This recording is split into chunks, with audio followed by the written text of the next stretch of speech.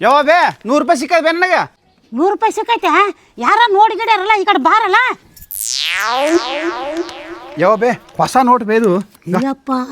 ಎಷ್ಟು ಹೊಸದೈತಿ ಎಷ್ಟು ಕಡಕತ್ತೈತಿ ಈ ಥರಪ್ಪ 10 ರೂಪಾಯಿ ಕೊಡ ನನಗೆ 10 ರೂಪಾಯಿ ನನ್ನ ಹಾಟನ ಮಗನ 20 ರೂಪಾಯಿ ಕೊಡ್ತೀನಿ ಕೊಡು ಮತ್ತು ಮೊದಲು ಈಗ ಈಗ